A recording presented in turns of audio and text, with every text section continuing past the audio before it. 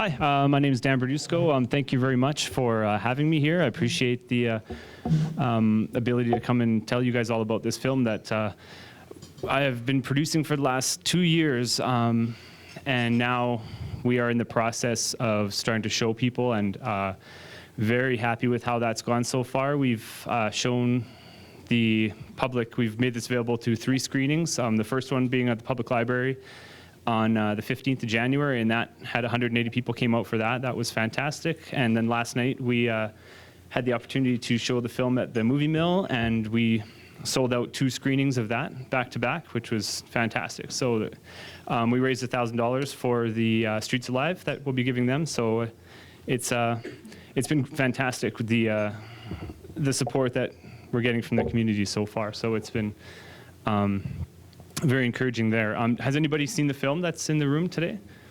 That's great. Thank you very much for coming out. So I thought maybe we could really quickly just kind of play the trailer to give you an idea of what kind of just it gives a general idea of what the film is about. And maybe actually I'll introduce Mark first, or if you want to come up for a sec, Mark. As I want to give a bit of a context behind what inspired this film, and basically what happened was in October of 2013. I'm a video producer and web producer in Lethbridge, and I was hired to do the live stream of the municipal election that Marty was running for at the downtown Lethbridge BRZ political forum that was happening there. And Marty did a fantastic job. He came up and just blew everybody away. And he had written a blog about how he really thought that Lethbridge needed to get a better idea of what our homeless population goes through, and just to really humanize the homeless population. So I came up with the idea to do a short documentary, and I just asked Marty if he'd be interested in doing a short documentary and just going out and talking to people and really just listening and not having any preconceived notions about what we would do with it. We just wanted to talk to people and see what came from it. And Marty agreed, and he brought along Mark, and we spent 2 days just kind of talking to people.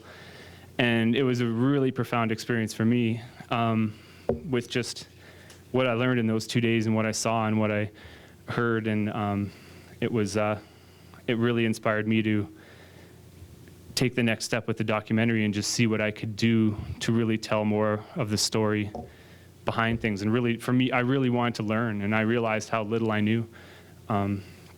And so I'm really lucky to have met Mark, and Mark's been an inspiration for this and sharing his story, and it's been a fantastic experience just getting to know Mark.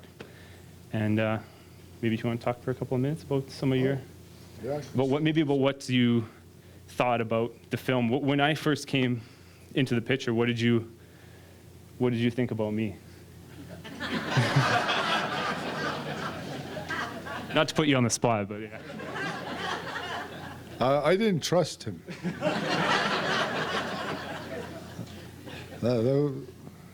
It's like telling Marty, who's this white guy? What is he? You know, that's just me. This is me. I have been on the street, and I've survived on the street, and I've had to. It was. What do you want from me first before anything else? But I trusted my little brother Marty. I'm really fortunate that Marty saw the side of me when I was drinking. I was out there. He was young, going to school, and he listened. And so he brings this white guy to let's just go do some filming around town. So let's do this. This is my territory. This is, like I say in that documentary, it's the last piece of land we have there is Gulf Gardens. And it's just, it was nice to show them. It was actually easy for me because, like I said, that's my home. That was my home. So I went along, and came to this. Now I'm talking to you guys here. And I think this film it's meant to mend things, because there is issues. There are issues, and I'm very fortunate to be one of the natives who I had a father who believed in education. I failed in my educational efforts, but I know how important it is. I know how important in doing the right thing. I wasn't left with much. I was left to fend for myself at an early age. But these things stuck with me, and I'm glad I still carry that with me. So I was not born. It was not in me to see, hey, I may joke about the white man, a black man, but it's not that. There's nothing. Everybody has an offering for the next person, and we're all not going to like each other anyway. For some reason, I don't know, but I'm babbling now. So, thank you guys. You can go there. Don't go anywhere. And I think that's one of the really important things to say is that I got a soundtrack for that quote here. One of the really important things in this, and I took very seriously, is I was trusted by every single person that I had the opportunity to interview in this documentary, and I really took that seriously. And I ended up filming probably, I haven't figured it out exactly, but it's somewhere between 60 and 80 hours of footage. I interviewed about 40 people. I sat down with a lot of people that I really had to research so that when I sat down and had interviews with these people that I wouldn't look like a fool just coming in and trying to do something that helps tell this story without doing the proper research. So I really dove right into it and tried to learn as much as possible. And No, I can go sit down. oh, sure, if you want. Sorry, yeah. And that's one of the things that was really difficult with this was really editing and trying to figure out how to tie everything together. And with a documentary, there's so many ways of trying to do a documentary to tell a story.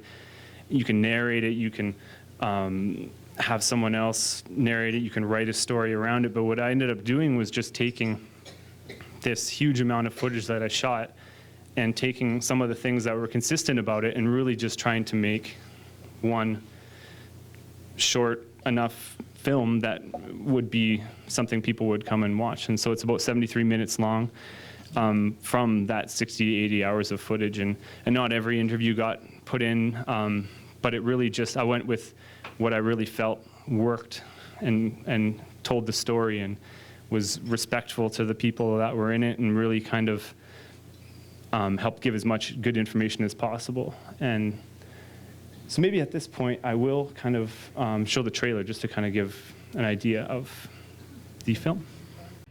Lethbridge sits on traditional Blackfoot ground.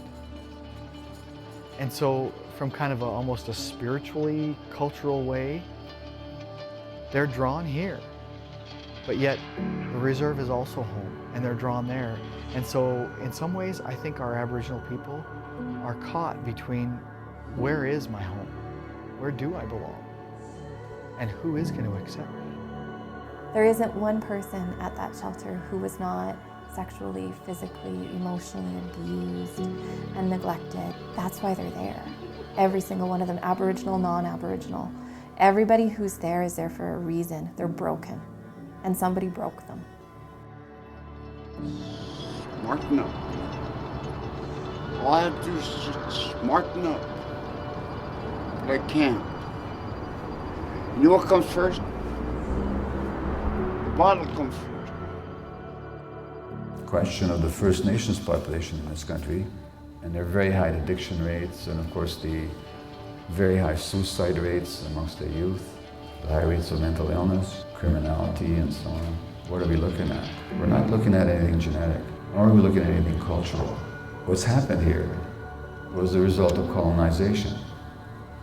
What's happened here is a result of destruction of a whole way of life, destruction of their livelihood, of their spiritual ways, and of their families.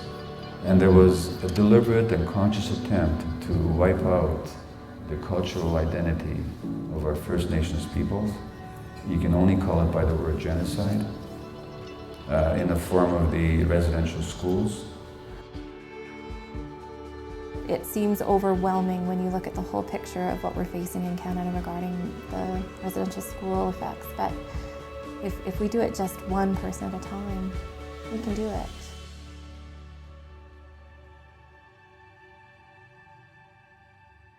When we put that trailer out, it was part of an awareness campaign to also see who would want to be part of the documentary, and we just asked the general public, if you want to be part of this documentary, to contact me and we'll come and talk to you.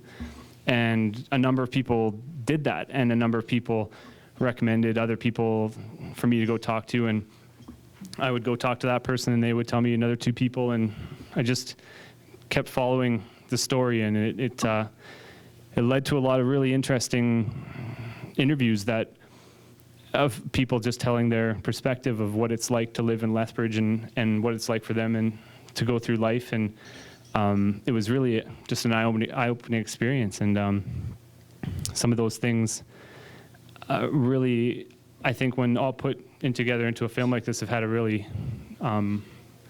strong effect on people to really give them a lot of perspective of something that they wouldn't necessarily have had their eyes open to before. So it's been a great experience so far. Mark, if you actually want to come back up. And if Mark, if you can maybe just give some of your experiences about what it's like, what it was like, and what it's like for you now in Lethbridge, and maybe some of the things you got through to get where you're at. How long do I have? I don't know. Okay. I can say I got the carpet rolled out for me there. Yeah. I respect that. Look like a tough audience. I respect the elders here that are here. I'm very happy to see you here. And first, a little bit of why I'm here speaking is I had to speak with somebody who would help me get started. After I had sobered up, I'm going to be 4 years sober this weekend, and thank you. I had to speak with somebody who, after a few months, 6 months sobriety, and I knew I had to do something, and I knew I had to ask the good Lord to give me something to do. A lady comes along who knew me from the shelter, who had moved on to work with Peak Vocational. She came along and she asked me if I was interested in teaching a Blackfoot class at Peak Vocational to other, they have Native clients who grew up in the foster home welfare program.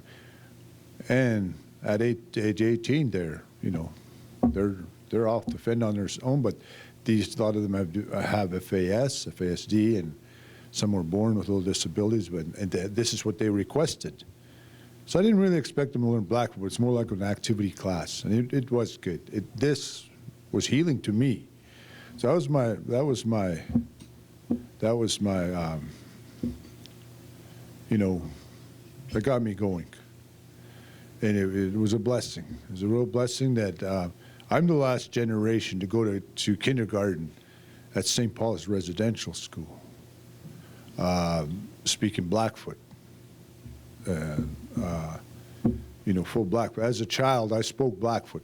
I didn't know that. My mother used to tell me stories. How we spoke Blackfoot playing around, and I didn't realize.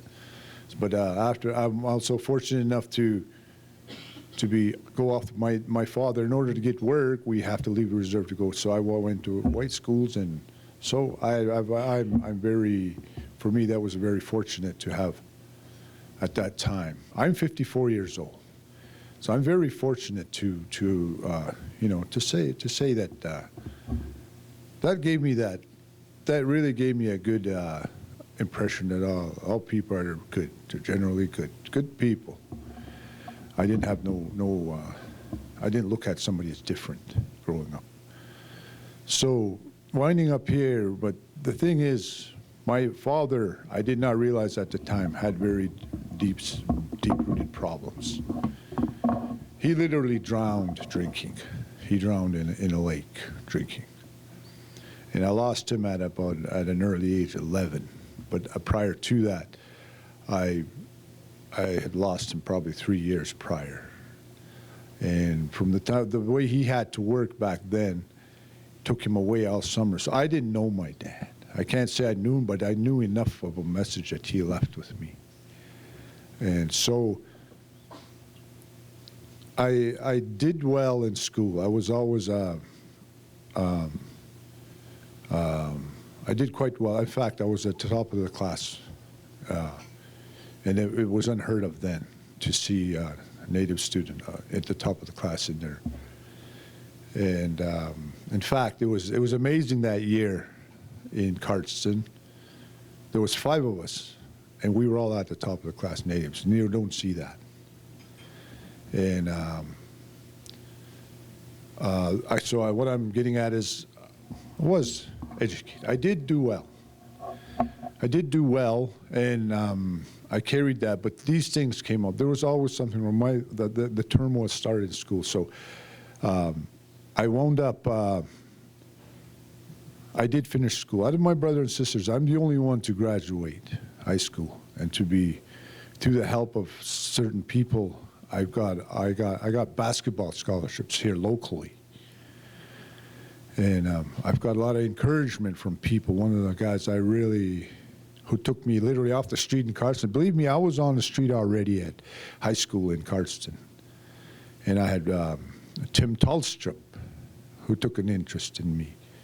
Literally bought me a pair of runners and let me join the basketball camp. He put me in there. He paid for it. We had to pay for it. Things like that. I'm fortunate. I'm a fortunate one to now. I'm speaking here to you guys, and it's somebody I lose track here. I'm very emotional when I get to talking about the past here.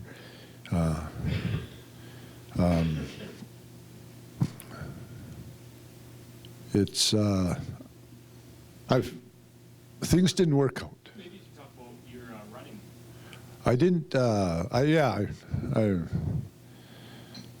The last time I ran was I was the fastest one to liquor store and back. They call them the runner, so that's where my running career ended. But yeah, I used to run long distance, and I was successful at it. But even that was, you know, there's a lot of gifted long distance runners out there. You never see them. That's something I've seen. They lose themselves for their drinking and substance abuses. And well, anyways, I'm, like I said, I'm very fortunate to have the awareness, and I'm just beginning. I'm only beginning to be able to start expressing myself. I had to go back to this Blackfoot class, to speaking Blackfoot, to understand a word of I always Stipat Biop, O source of light, and what that meant. That I had to go back to that. You know, that we're all, somebody told me that, you know, well, I heard this long ago as a kid and growing up, that we were sun worshipers. That was not even close, you know. No, I know it's not even close. We weren't sun worshipers. It's just a light we're all born with as children.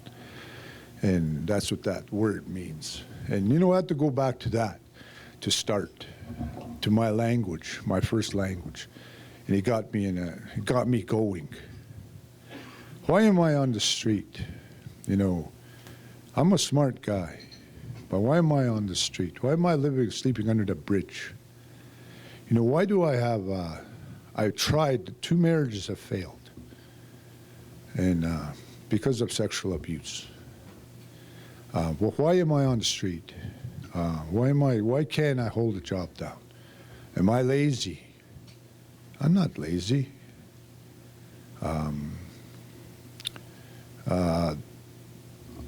These things, my life was not normal. My life was not, this is not how life is, but to me, that's how life is. That's the way I grew up. That's the way all my people around me grew up. So that's normal. And this is how life is. And for anything traumatic you have all gone through is, no matter what degree you've gone through everything, I would think, well, they know what I've gone through. They know what trauma is. But I'm learning, and I may be wrong, but I don't think a lot of you really know how deep-rooted it is, how many that this is brought back, this is brought down. I thought of my grandfather, who was a big Indian, big guy, big Indian, who the RCMP hired. One of the first special constables. Apparently there was about 4 or 6, I don't know how many, districts that they hired on horseback. They'd ride around, work this like scouts for the RCMP, and he was one of them. And but he had his problems too, drinking. Where did his problems, how did I inherit his problems? You know, I didn't ride around on horseback. I didn't have to deal with drunken. He became a guard in Cardston because nobody else could handle the drunken Indians you had to bring in. But he could. He was big enough and he was respected enough that they did. And then my father, what's that? My father, he made me shy. What? Oh, okay. It's a long story, as you know. It's a long story. I'm just beginning, and it's really where I'm at now. I'm really proud of this film. There's a humble man there who made this film, and I believe it was meant to be, to try and build up some understanding, to build up understanding between, we just live across that river, and the majority of people there are no threat. My children are very smart. They struggle. What my struggles are going on to my children. I have one trying to go into the University in Toronto. I have a couple in Edmonton. They have alcohol problems. They're really smart, but they're trying. What I inherited from my grandpa went to them. They did not go to residential school, but there's such a deep spiritual effect there. Somehow, some way, they inherited my anger, my sorrow, my frustrations, everything, and that's why I'm glad I'm speaking to you. You all have experience, a lot of you here. I see it in your faces. You guys have experiences. I said to draw on that experience and understand how deep-rooted this is, to mend and help. We still need your help. We need your help a lot, but we've still got to do it on our own in most of the ways, but we still need a lot of guidance, like I still do. I'm a smart guy, but I got to get on. I got to carry on, but I still need, it took an army for me to sober up. Okay, it took a whole army of good people, and I'm very grateful for that. Well, you guys are hungry, so cut it short. Thank you.